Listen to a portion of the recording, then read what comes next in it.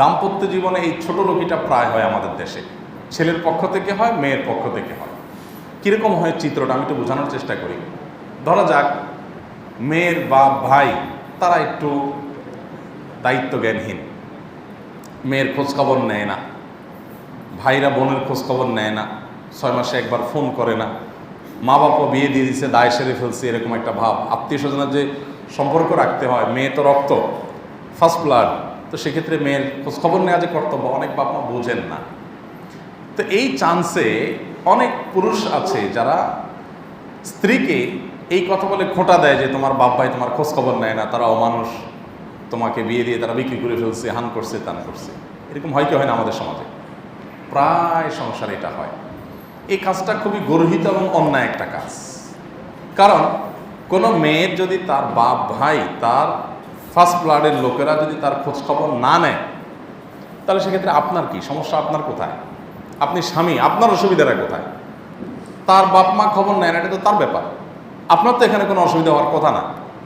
দুঃখ থাকলে তার থাকবে, অভিযোগ থাকলে তার থাকবে, আপনি কেন এটা নিয়ে মাথা ঘামাচ্ছেন? এটার নাম ছোট লোকই।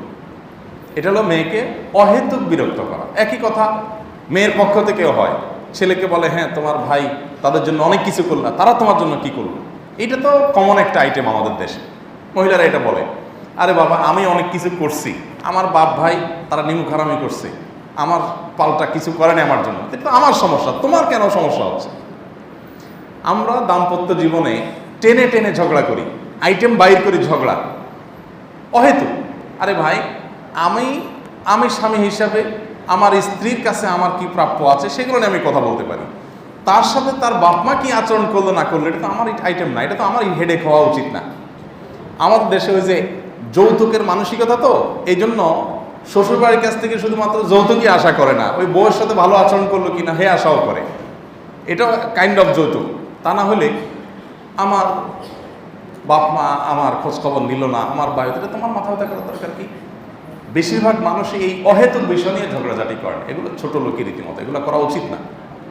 বরং আমি তো উল্টা বলবো, একজন মেয়ে মানুষ তার বাবার বাড়ি থেকে খোঁজখবর নেয় না, তার ভাইরা খোঁজখবর নেয় না, বা তার প্রতি অবিচার করে, বা তাকে ইগনোর করে, তাহলে মেয়েটার তো মন খারাপ নিশ্চয়ই, সে তো সুখে নাই, কারণ তার বাপ ভাই তার খবর নিচ্ছে না, তার কাছে তো কষ্ট হচ্ছে। তাহলে স্বামী হিসাবে তো আমার দায়িত্ব হলো এই মেয়েকে সাপোর্ট দেওয়া, যে আরে তুমি কোনো টেনশন করিও না, সব মানুষ একরকম হয় না, হয়তো তারা ব্যস্ত আছে, যাও সবাই একরকম হয় না, হয়তো তারা একটু অসামাজিকই, আলহামদুলিল্লাহ আমি তো আছি, আল্লাহ ভরসা। এটা না হওয়া উচিত। একই কথা মেয়েদের বেলায়, কোনো স্বামী তার বাপ ভাইয়ের জন্য অনেক কিছু করছে, এখন বাপ ভাই তার অবদান স্বীকার করে না, তো স্ত্রীর তো উচিত স্বামীকে সান্ত্বনা দেওয়া, যে বাদ দাও, তারা স্বীকার না করলে কি হয়েছে, আল্লাহ দেখছে না, আল্লাহ তোমার উত্তম বিনিময় দিবে, তুমি টেনশন করিও না, মন খারাপ করিও না। এটা না হওয়া দরকার।